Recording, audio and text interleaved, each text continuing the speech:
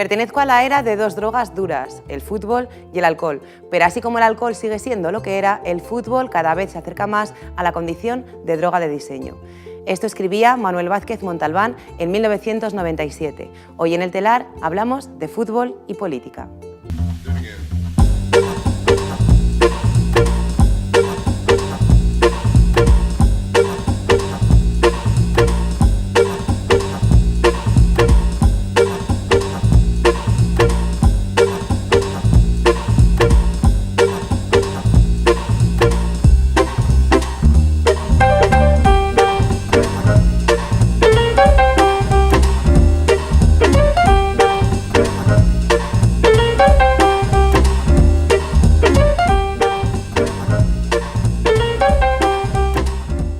Bienvenidas a una nueva edición del Telar que, como ya sabéis, no vais a poder ver en la TPA porque la TPA no tiene en su parrilla una tertulia política.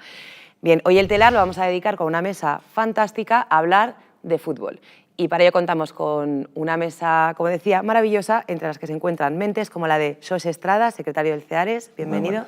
Gracias. Joaquín Álvarez, aficionado del Oviedo, bienvenido también. Bea Álvarez, la presidenta del Oviedo Moderno. Miguel Vicente, presidente de la Asociación de Peñas Azules del Real Oviedo. Fernando Villacampa, concejal delegado de Deportes en el Ayuntamiento de Oviedo. Y por último, pero no menos importante, Nacio González, aficionado al Oviedo y colaborador deportivo en la TPA. Muy buenas, Jara. Gracias por venir a todo el mundo y para no demorarnos más voy a dar paso a la intro. Adelante. La protesta en Xixón contra la presencia de la selección israelí en el Molinón no ha sido el único caso en el que fútbol y política se han unido. La presencia de políticos en los palcos de los grandes estadios no es infrecuente en el deporte rey, marcado por un peso creciente de los intereses empresariales. Frente a la mercantilización del fútbol, clubes como el San Pauli o el CEARES tratan de recuperar un fútbol modesto, hecho desde la base, que promocione los valores solidarios y humanistas del deporte. Volvemos de la intro y ya entramos en materia y para ello vamos a jugar a este juego periodístico que siempre os proponemos, que es que me deis un titular a una pregunta. Esta vez la pregunta es muy especial porque la recogí el otro día mientras hacía la compra, que la dijo una señora. La pregunta para la que quiero que hagáis el titular es ¿qué demonios tendrá que ver el fútbol con la política? Xosé, titular. A ver, pues yo creo que el fútbol es político en tanto que incluye una faceta social que relaciona a personas entre sí y con su entorno. Perfecto, Bea. Bueno, yo creo que habría que distinguir entre lo que es el fútbol profesional y el fútbol amateur. El fútbol profesional quizás esté mucho más relacionado con una política social, el profesional con una política económica y el amateur con una política social. Fer. Pues el fútbol y la política tienen mucho que ver, pero lo que habría que determinar es si mantienen una relación simbiótica o parasitaria. Perfecto. Nacio. Pues non hai máis que ver cualquier palco de un estadio de fútbol para darse cuenta lo que tienen que ver el fútbol y la política y la economía. Perfecto, Miguel. A mí me gustaría que ojalá cada vez menos. Venimos, es verdad, de una época, sobre todo en Asturias, ¿no?, en la que los dos principales clubs pues, han necesitado en mayor o menor medida de muchas ayudas por unas situaciones en las que las gestiones habían sido calamitosas y tenía que venir la política, en cierta manera, a rescatar esas situaciones. Y yo creo que el camino tiene que ser caminar hacia la autosuficiencia de los clubs. Entonces yo creo que ojalá, sobre todo en el fútbol profesional, cada vez menos. Hablaremos de eso a lo largo del programa. Y Joaquín. Pues como decía Nacio, algo tendrá que ver cuando ahora no hay ningún día de la semana que no haya un partido en ningún medio como televisión. Además de verdad, y no tertulias políticas en la TPA, que no las hay. Bien. Comenzaré esta primera pregunta contextualizando un poco. Es que, bueno, yo creo que todo el mundo en esta mesa podríamos estar de acuerdo en la idea de que el 15M supuso un movimiento en el tablero político y la palabra cambio estaba, y de alguna manera sigue estando, en boca de todo el mundo ahora, ¿no? Hay voces que advierten que en el plano del fútbol, y podríamos hablar del fútbol profesional, pero igual todavía sin hacer esa diferencia, que en términos generales, muy generales, esto es una generalización, sigue siendo un espacio reaccionario en el sentido que parece que esa idea del cambio que surgió hace un tiempo no se ha producido. Cabe esperar que la palabra cambio y esa noción y esa potencia entren en los vestuarios, en las aficiones y en otros espacios del fútbol, o por otro lado ya está, o ¿cómo lo veis? ¿Cómo veis esta posibilidad de de cambio, ya que hablamos de fútbol y política, en el fútbol, y en concreto en el fútbol asturiano, que es en lo que estamos aterrizando el programa. ¿Respiras fuerte? Palabra. El cambio tiene que escalar a toda la sociedad y no hay un proceso únicamente político, y un proceso fundamentalmente social, y evidentemente al deporte llega. El problema con el deporte y como está conceptualizado incluso legalmente, o sea, tiene capacidad el deporte de hacer cambios con la normativa actual, con una normativa que permite, por ejemplo, que las presidencias de las federaciones sean casi ad eternum, o deberíamos pensar en cambios normativos que, por ejemplo, limitaran, centrándonos solamente en este ejemplo, que limitaran, por ejemplo, el poder de las presidencias de las federaciones. Yo creo que el cambio de venir, los cambios siempre pueden ir en dos direcciones, ¿no? El cambio puede ser un cambio para avanzar, o pueden ser cambios reaccionarios para retroceder. Va a depender mucho de la fuerza de la sociedad, de la fuerza de las aficiones, ¿no? Afortunadamente, pues yo creo que se están viendo determinados detalles, aunque sean mínimos. Lo último que se me viene a la cabeza, que por ejemplo, yo estoy muy orgulloso que el mío equipo, como el Real Oviedo, se sumara, pues fue llevar el brazalete, ¿no? Con los capitanes, con los colores del Arco La Villa, pues para solidarizarse con el movimiento LGTB, ¿no? Pues esos realmente son avances, igual que en las aficiones también son determinados avances. Por desgracia, también vemos los casos contrarios. Y a mí duelme, en este caso, un equipo asturiano como el Sporting, el primer partido de Liga, bien el Athletic Club de Bilbao, unos gritos racistas desde una parte del estadio, el fondo sur, que son reiterativos.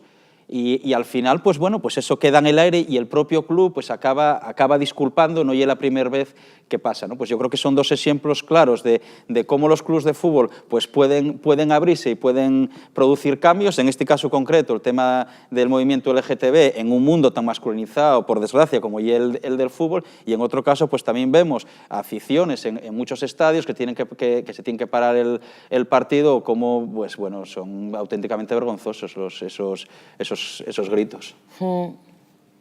Yo creo que bueno, el fútbol es canaliza de alguna manera pues un montón de aspectos de la sociedad que no tienen reflejo en otras parcelas, ¿no?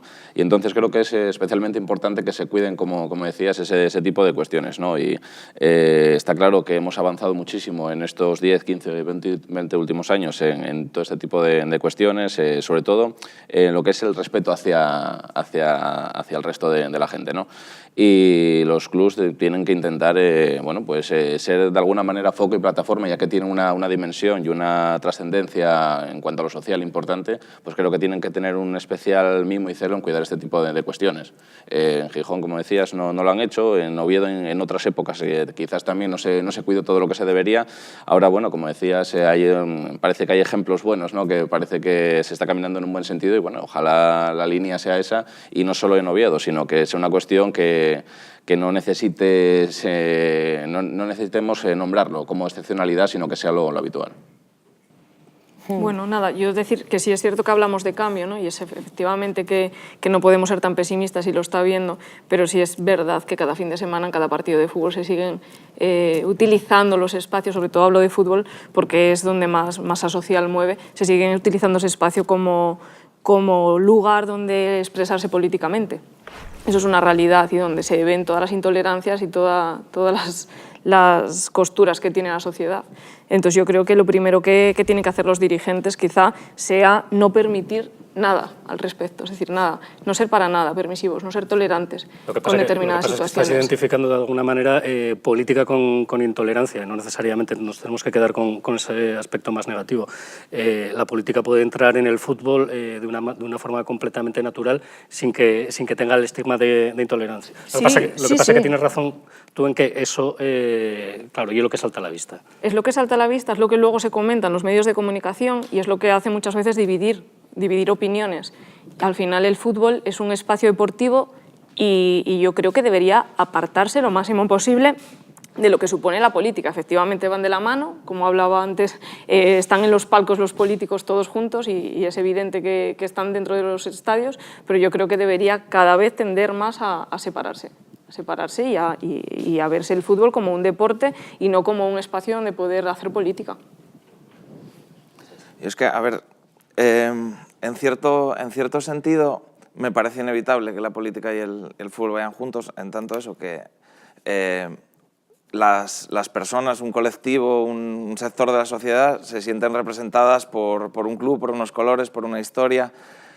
Si miramos hacia atrás, hay cantidad de clubes que precisamente generaron esa masa social en base a postulados en apoyar una huelga en un astillero, en estar vinculados al movimiento obrero. Quiero decir, el fútbol y la política llevan yendo de la mano mucho tiempo.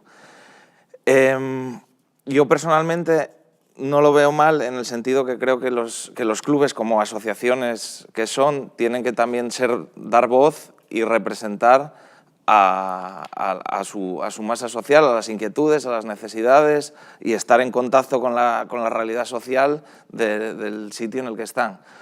Otra cosa es que dentro del mundo del fútbol se permita una politización muy grande con un mensaje determinado, porque todos vemos, se juega por ejemplo la Copa del Rey, suenan los himnos nacionales antes de los partidos, todo eso también es político, aunque esté muy institucionalizado.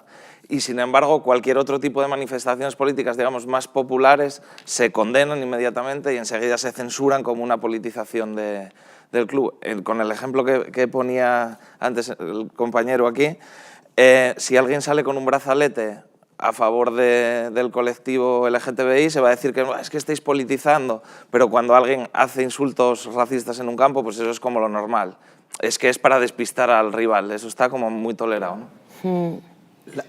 Casos concretos de lo vencellados que están la política y el fútbol, oye, que son evidentes. Yo soy del Ubió y el presidente del club mío pasó directamente de ser concejal del ayuntamiento a ser presidente. Silvio Berlusconi sirvióse, aparte de los medios de comunicación de los que ya era dueños, de la mejor etapa del Milán. ¿Qué vamos a decir del señor Jesús Gil y Gil, ¿no? O casos concretos, ¿no? que suceden. Macri, el presidente de la República de Argentina, también fue presidente de Boca Juniors, ¿no? O el propio Sebastián Piñera también es presidente de Chile, y que hay una anécdota muy curiosa, ¿no? Porque Sebastián Piñera realmente ya de la Universidad Católica, ¿no? Pero el hermano convenció lo que tenía que ser del Colo-Colo. El Colo-Colo y el equipo más popular de Chile, también Pinochet y era del Colo-Colo, ¿no? Entonces él después contaba una anécdota, por cierto, yo creo que bastante desafortunada, ¿no? Que decía, yo realmente siempre fui de la Universidad Católica, ¿no? Pero esto es como cuando estás casado, pero a la vez tienes una polola en Chile y una moza, ¿no? Entonces él decía que él estaba casado con la Universidad Católica, pero que la polola y era el Colo-Colo, y eso sirvió también de proyección para ser presidente de no únicamente, ¿no? Pero para ser presidente de Chile, ¿no? O sea, quiero decir, si nos ponemos a repasar casos de relación, de paso directo, ¿no? De lo que lleve el fútbol a cargos institucionales de la política, pues yo creo que son evidentes, y podríamos estar aquí pues todo el programa poniendo ejemplos. Y que además, esos son ejemplos de la política, lo que mencionaba yo antes, si era más simbiótica la relación, era más simbiótica o más parasitaria. Eso es mucho más parasitaria, pero en realidad el fútbol y un juego, y el fútbol y un juego popular. Y lo normal es que la gente se acerque a este tipo de juegos populares, en este caso el fútbol, pero es que la política o el comentario social, el debate social siempre tuvo al rodio de los juegos más populares. Por ejemplo, el primer ejemplo documentado del juego de los bolos que hay en Ubió, bien documentado porque viene al rabo de un litigio que mantenía una persona que durante un juego de los bolos aquí en el campo San Francisco contra un oligarca de la época. Por eso bien documentado. Y es decir, de siempre, de toda la vida, los juegos, lo popular y escenario y parte del debate de lo político. Hablando de la entrada en el fútbol, que claro, en el fútbol, como en otros deportes, pero bueno, efectivamente más en el fútbol como el deporte, digamos, los datos del CIS es revelador que el fútbol, que el 58% recientes del CIS, que el 58% de la población se define como plenamente interesada en el fútbol, con un salto muy grande con otros deportes, ¿no? Entonces el fútbol, eso no lo podemos obviar de ninguna manera. Y teniendo en cuenta la entrada de la gente en el fútbol, sobre todo a muy tiernas edades, ¿Qué ocurre con el fútbol infantil? Porque me parece que tiene que estar relacionado con esto que estáis hablando ahora en las hinchadas o determinados clubes que permiten determinados comportamientos en las gradas. Se ha dicho que los partidos infantiles muchas veces, y si tenéis hijos e hijas o quienes están viendo los tienen, que es ahí donde se ven comportamientos igual o más violentos que en los partidos de fútbol profesional que podemos ver por la tele o en los estadios, ¿no? ¿Qué relación tiene eso con los partidos de fútbol profesional, con lo que venimos hablando hasta ahora, y por qué se produce? Yo quería decir, precisamente iba a responder a la pregunta anterior. A mí me parece que van paralelos política y fútbol en este momento y que son un espejo. Y quería referirme precisamente a los espectáculos que dan los padres de los infantiles, que es un malísimo ejemplo, con violencia, creyendo que tienen un Maradona en casa, y eso yo creo que están haciendo una mala siembra. Y también quería decir una cosa con respecto a los portavoces de los equipos de fútbol.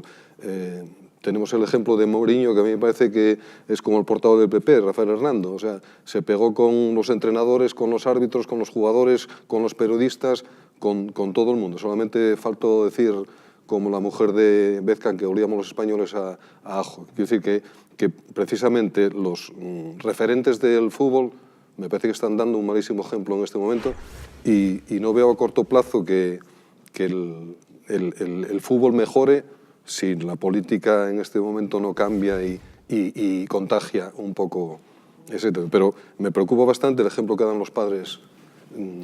Bueno, yo sostengo generalizaciones y efectivamente la realidad muchas veces es mucho menos pesimista que las generalizaciones, ¿no? Para entender este fenómeno yo creo que hay que entender la evolución del fútbol y la entrada de las televisiones a finales de los años 70 y sobremanera en los 80 y ya definitivamente en los 90, ¿no? Yo soy maestro y véolo. Yo soy maestro y cuando me toca cuidar el patio, y es que los críos quieren que yo pite el partido de fútbol. Y digo, no, pero vamos a ver, el otro día quité ellos el balón.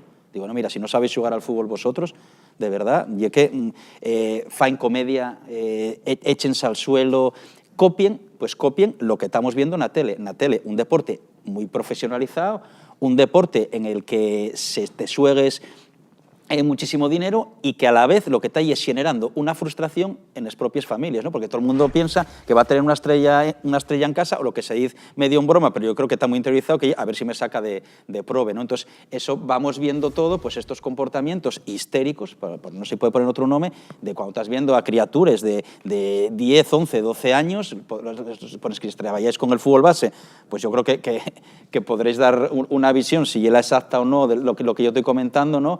De lo que estamos viendo, ¿no? Pues auténtico histerismo, desde insultar a los árbitros, agredir a los árbitros, hasta cero compañerismo con los rivales.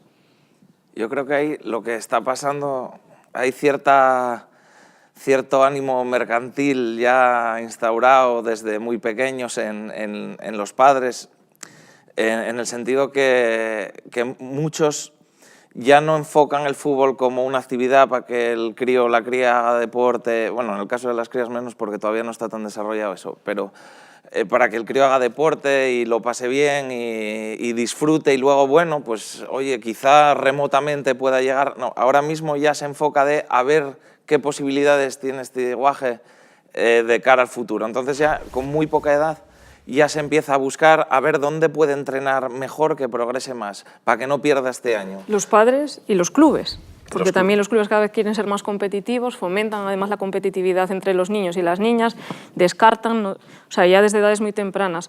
Yo al respecto de lo que están diciendo, sobre todo por la parte que me toca con el valor de la igualdad, ¿no? Por el fútbol femenino, nosotros hasta categoría infantil competimos en categorías con niños, categoría mixta, y evidentemente ahí sí que vemos, o sea, es verdaderamente triste las situaciones que viven las niñas a lo largo del año.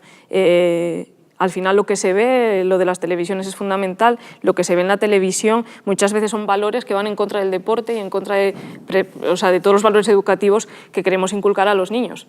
Estamos diciendo a los niños que sean humildes y estamos viendo a un Cristiano Ronaldo celebrar los goles él solo, como si fuera él el único Dios y todo gira en torno a él. Al final todos los niños están viendo eso y lógicamente luego quieren ser como él.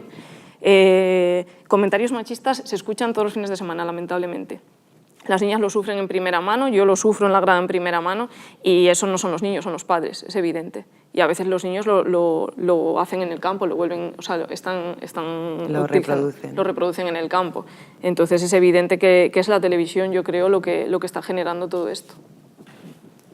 Sí, Que y te cortaba. eso también, claro, es otra política subyacente que está en el fútbol, ética política, que es mucho menos visible que cuando uno saca una bandera o cosas así, pero que probablemente es más importante y más inevitable también. Eso va a estar ahí siempre, y el tema que tienen el mundo del fútbol, nosotros lo vemos, que gestos que a lo mejor pues como club hace el CEARES, que lo hacen organizaciones sociales en cantidad, que están trabajando sobre ello, en cosas mucho más meritorias de lo que hacemos nosotros. Basta que lo hagamos nosotros, que somos un club pequeñín de tercera división, para que tenga una repercusión mucho mayor. Entonces, el fútbol como vehículo para todo eso también tiene mucho potencial, y como vehículo, como herramienta, pues se puede usar para hacer el bien o para precisamente perpetuar los aspectos más negativos de la sociedad. El fútbol perdón. Sí, yo creo que mucha parte de culpa en esto tienen los medios de comunicación, ¿no? O sea, al final lo que vemos en el fútbol pues es un producto muy enlatado, ¿no? Con un corsé muy apretado que nos deja ver lo que quieren que veamos también. El fútbol pues es mucho más, como decías, que una celebración de Cristiano Ronaldo, es mucho más que... Ojalá no pasaran las cosas como dices tú, pues insultos racistas que lamentablemente se siguen dando, o otro tipo de cuestiones igualmente lamentables. Lo que pasa es que lo que tenemos que tener, o lo que nos tienen que dar los medios de comunicación, es una visión global, ¿no? de lo que pasa y de lo que estamos haciendo mal, porque muchas veces los aficionados nos equivocamos también, a veces sabiendo y a veces sin saber, a veces simplemente porque nos paramos a pensar las cosas, y eso también hay que hacer autorreflexión desde las aficiones, pero lo que no puede ser es que todo gire en torno a 3, 4, 5 jugadores, muchas veces solo hace falta ver un resumen deportivo de un fin de semana para ver que se habla más del peinado de un jugador, o del coche que tiene no sé quién, o de si tal jugador de tal equipo pues ha cambiado de novia, ¿no? Y eso pues va completamente opuesto a los valores que yo entiendo que tiene que transmitir el fútbol, y sobre todo a lo que es el fútbol en sí, porque lo sabes perfectamente, yo aprendí a revivir el fútbol un poco cuando el Oviedo tuvo, lastimosamente por una parte, y yo siempre digo que afortunadamente por otra, ¿no? Cuando nos tocó ir a la tercera división, yo aprendí a vivir el fútbol desde un punto de vista diferente, de una manera diferente. Y yo creo que esos valores que aprendí durante esa etapa de tercera división no se me van a olvidar nunca, pero porque era un fútbol completamente mucho más limpio de lo que estamos acostumbrados, o del producto que nos venden los medios de comunicación. El momento de crisis que vivimos, yo creo que también es importante para entender muchas de las cosas que vemos en el fútbol, ¿no? Quiero decir, el fútbol, no nos engañemos, sirvió también históricamente, sobre todo a partir de los años 30, por decirlo de alguna manera, para que las clases populares, determinados elementos de las clases populares, prosperaran. Yo acuérdome, perdón, no llegué a acuerdo que no vivía, ¿no? No eres tan mayor, pero querido. en los años 20 y 30 en Argentina había un debate si profesionalizar el fútbol o no. Y curiosamente, eran los clubs más vinculados a las clases populares los que estaban a favor de la profesionalización del fútbol, frente a los clubs más burgueses de las clases altas, los que querían que siguiera siendo amateur. Eso en Argentina ahora mismo sigue observándose en un deporte como el rugby. El rugby, las clases medias altas practiquen más el rugby, y las clases populares el fútbol. Había unos datos que no los sé de memoria, que en la dictadura argentina, cuando las desapariciones, hacíase una comparanza entre el número de fiches de federados en fútbol y en rugby, y era mucho más alto en fútbol que en rugby. Incluso había en rugby también, y era chocante, ¿no? ¿Por qué? Porque los que jugaban al rugby eran las clases medias altas, y al fútbol juegan las clases populares, ¿no? Entonces también en tiempos de crisis hay personas que ven, pero que lo acaben creyendo que la manera, la frase fecha de que me saquen de prove. Y eso en muchos países no es ninguna broma. Tú vas a África, vas a países de América, y destacar en el fútbol y impresionante. Tú vas a un sitio como Tumaco, en la costa del sur de Colombia, de población totalmente, casi más del 90% afro, y un sitio, una cantera importante de futbolistas que salen. Y esos futbolistas luego verlos en Europa, verlos en las grandes ligas, ¿no? Quiero decirte, y el ejemplo de decir, ¿cómo salgo yo de una zona, de un espacio de provitud? Pues el fútbol y uno de ellos, y yo creo que hay que entenderlo. Si no entendemos todo eso, no acabamos de ver la dimensión real del fútbol, la economía y la propia política. ¿Pero no te parece un contrasentido, Ignacio, que hablando de la crisis, claro, es lógico que cualquiera quiera ver si se forja como un buen jugador, que se puedan pagar las cifras que se están pagando en este momento con la situación general que existe? Bueno, pero volvemos otra vez a lo mismo. Yo creo que eso hay que entenderlo dentro del marco. Evidentemente, yo no lo comparto, pareceme desorbitado. Yo recuerdo cuando Lubió estaba en la segunda división B, no, y era el fútbol profesional. Y a mí tocaba pasar por ahí porque tocaba radiar los partidos de fútbol y yo veía los coches que tenían. Los coches que tenían no se correspondían a la categoría a nivel de fútbol. Pero bueno, pues también podrá contar, vea, la otra cara de la moneda, ¿no? Cómo viven les mujeres que son élite a nivel del fútbol y no tienen nada que ver, no se puede comparar con lo que gana un paisano. ¿Por qué también? Por todo el negocio que hay alrededor y los cientos de millones de euros que se mueven. Perfecto que digas esto, porque era la pregunta que iba a dejar preparada para la segunda parte. Hemos llegado al final de la primera parte, os dije que iba a pasar muy rápido. Y efectivamente quería hablar de entre otras cosas que yo creo que nos puede hablar Bea, de la brecha salarial entre equipos de fútbol masculinos y femeninos y otras tantas más cosas que habéis dejado apuntadas. No respondéis ahora, luego termina la pregunta y quiero dar paso a mi sección más favorita, y no es porque sea la única sección que tenemos en el telar, que es el panóptico, con K. Adelante.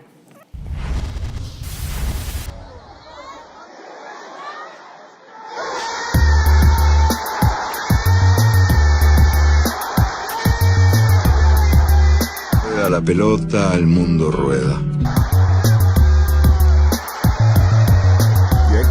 Ya no es lo que era.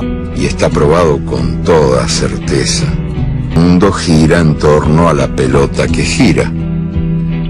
La pasión más compartida. Un negocio vulgar y silvestre. Una fábrica de trucos manejada por sus dueños. Yo soy de los que creen que el fútbol puede ser eso. Pero es también mucho más que eso. Como fiesta de los ojos que lo miran. Y como alegría del cuerpo que lo juega. Mourinho me la pela, y este fútbol ya no es lo que era. Ahora la liga es una telenovela. Me quedo con segunda vez tercera, porque el culebrón de Mourinho me la pela. Echamos de menos al Oviedo en primera, Carlos y la Catur sublime delantera. Por más que los tecnócratas lo programen hasta el mínimo detalle, por mucho que los poderosos lo manipulen, el fútbol continúa queriendo ser el arte de lo imprevisto. Donde menos se espera, salta lo imposible. La historia oficial ignora al fútbol. And who's that? It's Karl Marx. Karl Marx is warming up. It looks as though there's going to be a substitution on the German side. And I think he's had an idea. Eureka! Archimedes out to Socrates. Socrates back to Archimedes. Archimedes out to Heraclitus. He beats Hegel. Heraclitus, a little flick. Here he comes on the far post. Socrates is there. Socrates headed in. Socrates has scored. The Greeks are going mad. The Greeks are going mad. Socrates scores. A beautiful cross from Archimedes. The Germans are disputing it. Todos los jugadores también son modelos. Se perdieron los peloteros, todo lleno de pelo. Volvemos del panóptico y ya en este segundo tiempo, nunca mejor dicho, y bueno, recuerdo que había dejado la pregunta en por qué existe, yo creo que podría dar para un debate, para un programa, para un telar entero, pero bueno, vamos a intentar resumir o intentar conectar con lo que ya venimos diciendo hasta ahora, por qué hay esa brecha salarial, por decirlo de alguna manera, porque creo que hay muchísimas más cosas, entre el fútbol femenino y el masculino, o porque muchas jugadoras, por no decir en su mayor parte, incluso estando en primera, no pueden vivir de ello, como pasa con los hombres, sin embargo. Entonces... Bueno, yo creo que primero hay que situar en contexto el fútbol femenino. El fútbol femenino nace relativamente hace pocos años, nace en una sociedad completamente machista, se desarrolla en una dictadura, o sea, España al final viene, no hay que olvidar el contexto histórico del que venimos, Entonces es evidente que el fútbol femenino no ha interesado nada hasta el momento. Está sometido a una federación que hasta ahora no ha mirado nada para el fútbol femenino, ¿vale? Hasta hace relativamente pocos años que empieza a funcionar y empieza a crearse una primera división y demás, y de momento lo que es la primera división hasta, vamos a decir, hasta el momento actual, porque creo que ahora hay una nueva era, mucho más ilusionante, ha sido un fútbol amateur que no ha estorbado, que no molestaba, que hemos estado bastante calladas y por tanto, pues interesaba tenerlo ahí simplemente un poco para colgarnos las medallas de que vamos en camino de la igualdad, pero efectivamente no solo hay una brecha salarial, sino que hay una brecha de 1000 cosas. O sea, en términos federativos, en la mayoría de las normas todavía no están actualizadas en término femenino-masculino, te lees el reglamento, no habla de jugadoras ni de entrenadoras. Luego hay diferencias, por ejemplo, para el nivel que tiene que tener un entrenador o entrenadora para competir en primera división es el nivel 1, que es el nivel básico de entrenador, cuando lógicamente para entrenar en un equipo profesional se exige el máximo nivel. Entonces hay muchísimas brechas dentro, o sea, muchas diferencias aparte de la salarial, y efectivamente ahora que se está empezando a profesionalizar el fútbol femenino y se empieza a hablar de salarios y se empieza a hablar de cotizaciones, de seguridad social y de todo esto, se tienen que establecer unas bases, pero lógicamente va a haber un mundo, bueno, ya lo hay y lo va a haber y lo va a seguir habiendo durante muchísimos años, desgraciadamente. Pero tiene que haber elementos o juicios que lo que hagan es normalizar la situación, ¿no? Yo, por ejemplo, siempre he dicho que una de las soluciones que a mí se me ocurre para regular un poco es que no pueda haber esas diferencias de salarios, por ejemplo, en el fútbol masculino, entre lo que cobra, por ejemplo, Cristiano Ronaldo y lo que cobra, pues yo creo que eso tiene que estar regulado de alguna manera. Tiene que haber un límite entre el máximo y el mínimo. O sea, no puede haber esas desigualdades. A mí eso no me parece lógico, porque al final todos juegan en la misma liga y todos aportan a la misma empresa, en este caso la LFP, ¿no? Y en el caso de las chicas, pues es que las preguntas te las haría yo a ti, porque ¿cuántos años ha sido el Oviedo moderno el máximo representante, el máximo exponente del fútbol asturiano? ¿Durante cuántos años? Bueno, pues todo el tiempo desde que el Oviedo sufrió los descensos hasta que el Sporting volvió a subir a primera división, hemos sido las únicas, estuvimos unos cuantos años ahí en la máxima categoría. Y durante ese periodo, ¿cuántas jugadoras del Oviedo moderno han vivido exclusivamente del fútbol? Ninguna, absolutamente ninguna, Pues, pero no solo no han vivido, sino que no han cobrado, que es diferente. Claro, o sea, pues, bueno, que es diferente, que es que juegan totalmente como una afición en un fútbol profesional contra equipos que son profesionales y que sí hay jugadoras que están viviendo de ello. Pues eso, o sea, la respuesta la explica perfectamente cuál es la situación. O sea, eso tampoco responde a ninguna situación lógica. Lo que tenemos que hacer es que el fútbol al final es un producto global, y igual que se dice muchas veces que hay que reinvertir en el tema de los críos de las canteras, que sí que es muy importante, muy interesante, en educación también para que no pasen cosas como las que decíamos que pasan a veces en los campos de fútbol, también un poco, a ver si salpica un poquito a los padres a veces, y bueno, pues en el sostenimiento del negocio. Y yo creo que las aficiones también somos una parte muy importante que muchas veces se nos deja de lado en estas situaciones, y tenemos que hacer un producto global y que sea homogéneo, o todo lo homogéneo que se pueda. Y que en el fondo hay responsabilidad de todos. No se puede focalizar esto en, oye, pues debe ser que el fútbol femenino tiene dificultades para ser profesional per se. No, eso bien determinante, otras cosas por una cuestión pues también de normativa, viene también cuando el fútbol se mercantiliza a través de medios de comunicación, tanto en papel impreso como en televisión, al final, y un producto que se paga según se cotice. Si no somos quien a salir de esos esquemas y de esos modelos, lo que vamos a hacer, y lo mencionabais antes, y es seguir perpetuando, en este caso pues una realidad deportiva que lle diversiente y que lle directamente machista.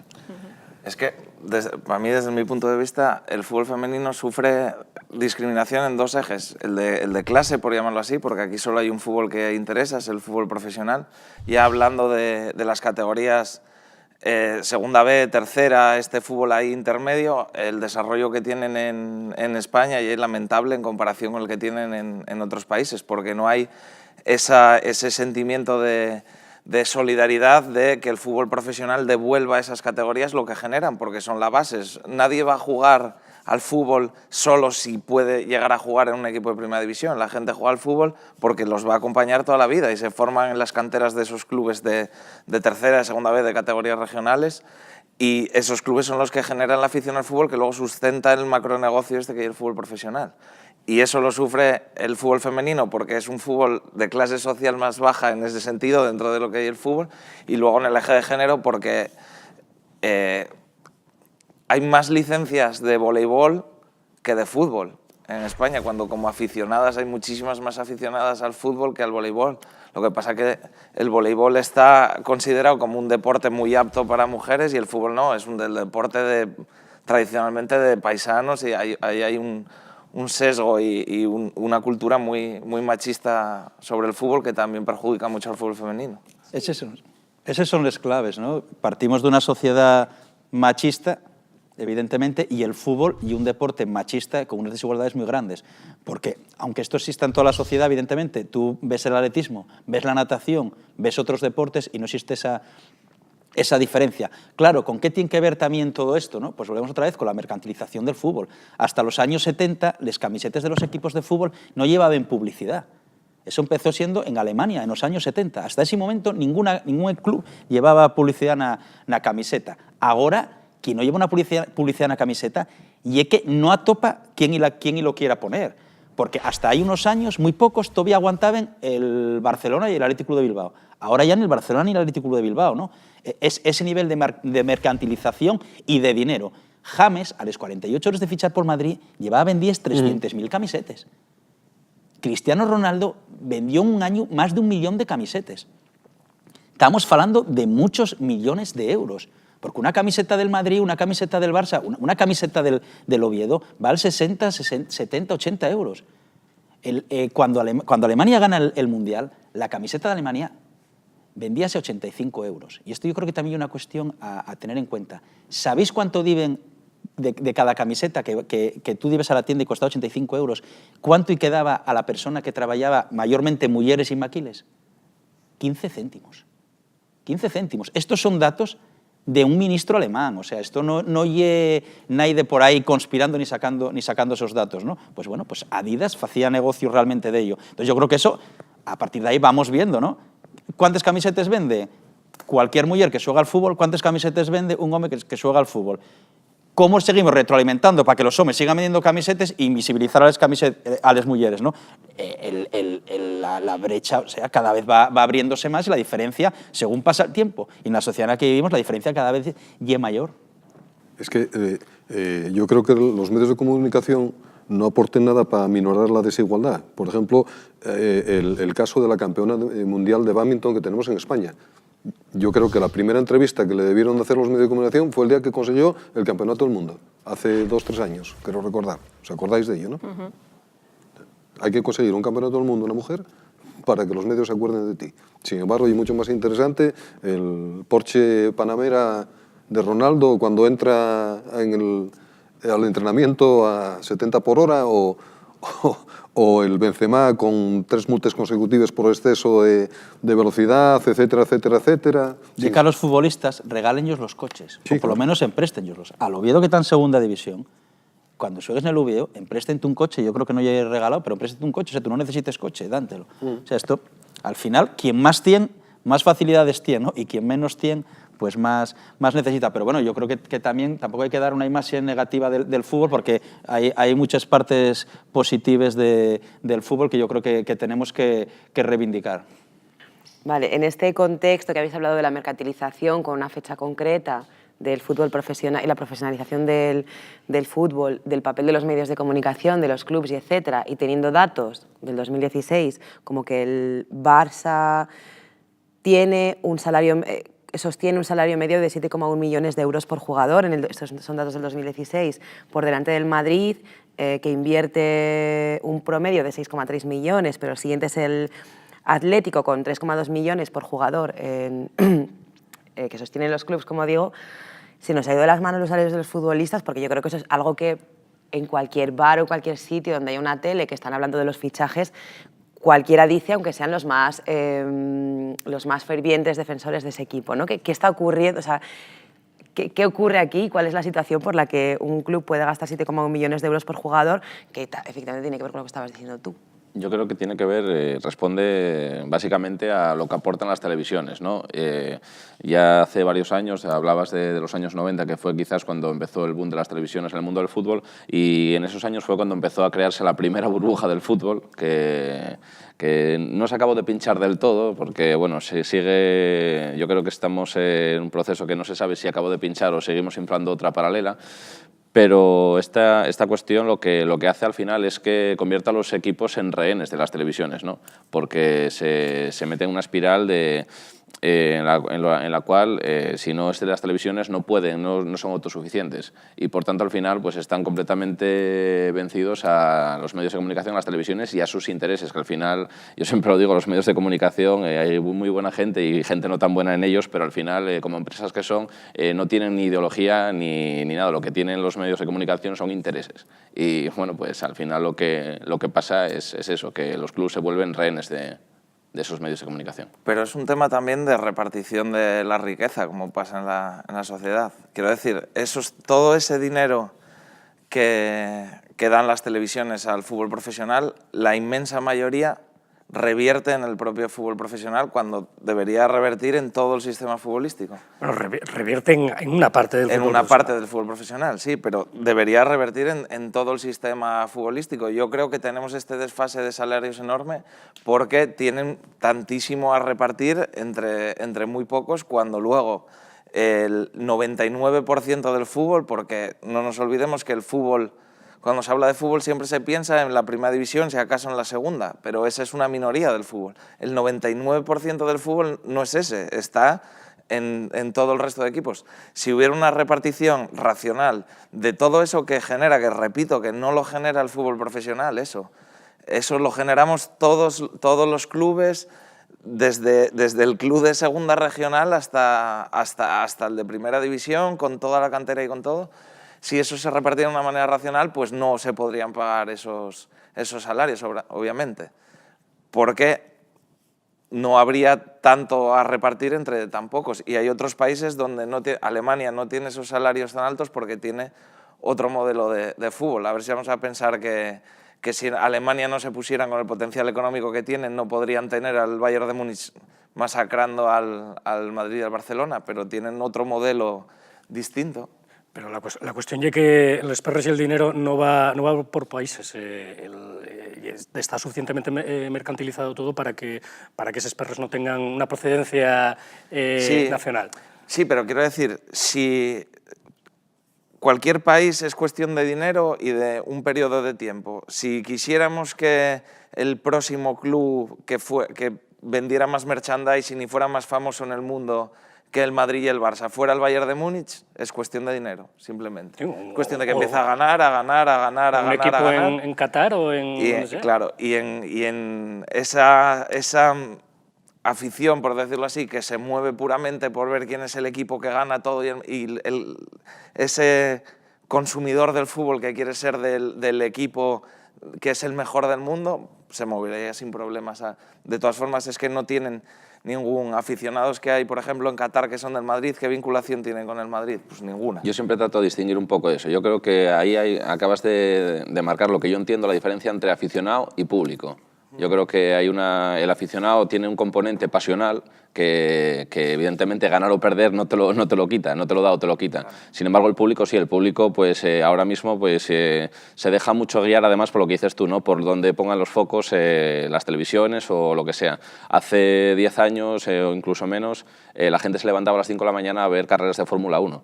Y eso era porque estaban todas las cámaras, todos los focos enfocando hacia en este caso, Fernando Alonso, porque iba bien, porque ganaba, pero ahora, a día de hoy, aunque ganara unas cuantas carreras, yo no creo que hubiera la proyección que tuvo ahí atrás, porque... Tampoco es en abierto ahora, ¿eh? Ya, pero bueno, tampoco es en abierto, pero los medios de comunicación también, la prensa deportiva, tal, le dedicaba muchísimo más espacio. Habrías, por ejemplo, no quiero hablar de ningún periódico deportivo, pero cualquiera de ellos, y después de la primera división, automáticamente lo siguiente que te venía era la Fórmula 1. Ahora eso ya pasó y no se creó, la Fórmula 1 no aprovechó ese tirón para crear aficionados. Creó público, pero no creó aficionados.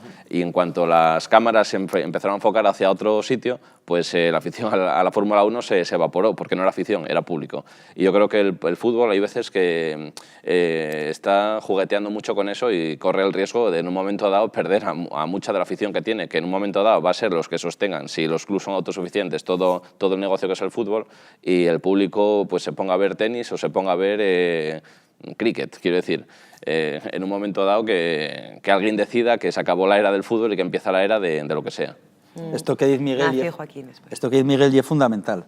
O sea, cómo se está creando un espectáculo de masas. Y en eso favorecen los grandes medios económicos, los medios de comunicación y los medios económicos, ¿no? Entonces, al final, incluso si vos veis, la Liga de Fútbol Profesional está más preocupada de los ingresos y de las televisiones que de que las personas puedan ir a los estadios. Incluso, falaba esto antes de Xose de Alemania, ¿no? En Alemania hay precios populares.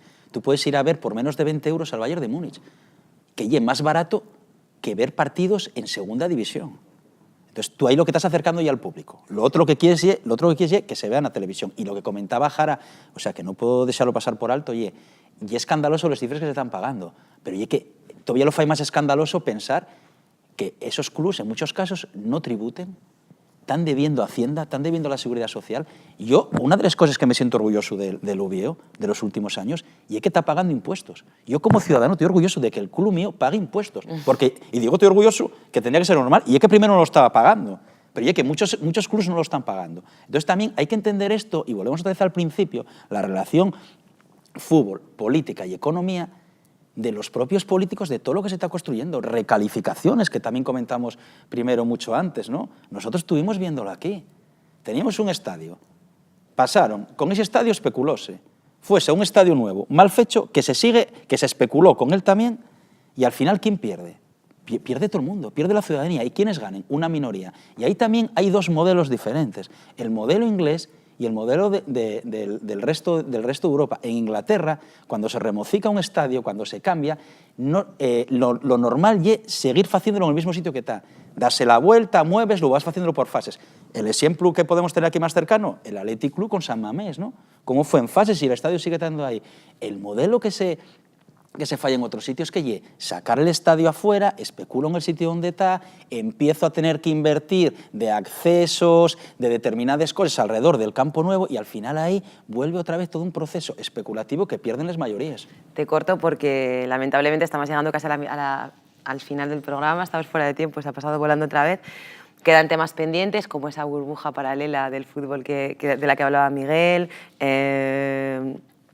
la impunidad fiscal que se aplica sobre los grandes equipos y cuál es la situación por la que puede existir esa impunidad, qué pasa con las ligas comarcales, regionales, etcétera. Pero bueno, yo os emplazaría a un nuevo telar para seguir hablando de fútbol y en general de deporte, o la relación esta relación de qué demonios la política y el fútbol. Pero os quiero pedir, de verdad, un titular brevísimo, muy breve, como cierre del programa. No sé qué se te puede ocurrir. Perdona que te lanzo ahí el mogollón. Me voy a quedar porque me gusta mucho remarcar eso, que el 99% del fútbol no es el fútbol profesional. Perfecto. Vea. Déjame para el final, déjame pensar un poco la respuesta. Bueno, no sé si te tengo que dejar pensar también. No, bueno, así, en genérico. El fútbol sí tiene la importancia que tiene y por el carácter de xuego y el su carácter popular.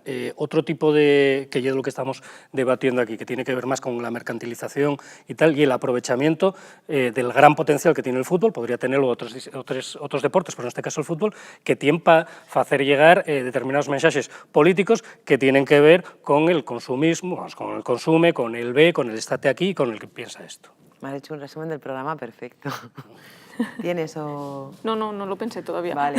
Joaquín. Sí, a ver, a mí me lo comió Nacio, con 740 millones de euros de deuda que creo que tienen los clubs con Seguridad Social y Hacienda.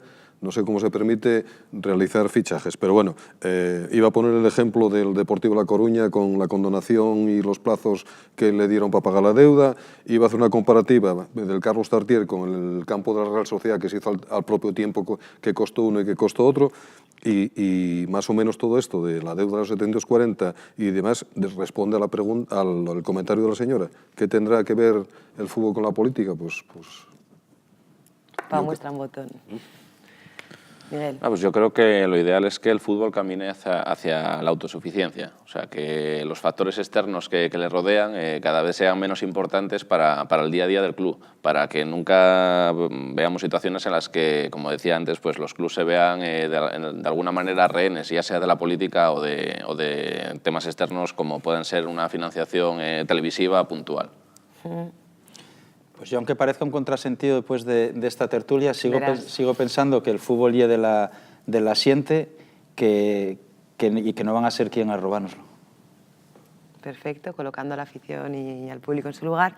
Y Bea, ya no te puedo dejar más. Nada, yo me quedaría un poco con la reflexión de que el fútbol, como deporte, tiene que acercarse un poco más a las necesidades sociales y no ir igual en el camino del capitalismo, solo favorecer a los ricos, a los que más tienen, seguir hablando de esas cifras que yo es que a veces me pierdo en esos números, intentar acercarse realmente a la población mayoritaria, que son los niños, las niñas que practican fútbol y aquellos que no son profesionales. Y que además es la gente que sostiene o sostenemos el fútbol y el deporte en general. Bueno, pues os agradezco muchísimo que hayáis venido hoy al telar. Estáis más que invitadas e invitados a volver, porque yo creo que queda pendiente. Siempre parece que siempre digo lo mismo, pero yo creo que queda pendiente continuar este tema en otros programas. Y muchas gracias por vernos otra vez, por estar ahí detrás. Y nada, me voy a despedir ya porque estamos fuera de tiempo. Bueno, hasta la próxima.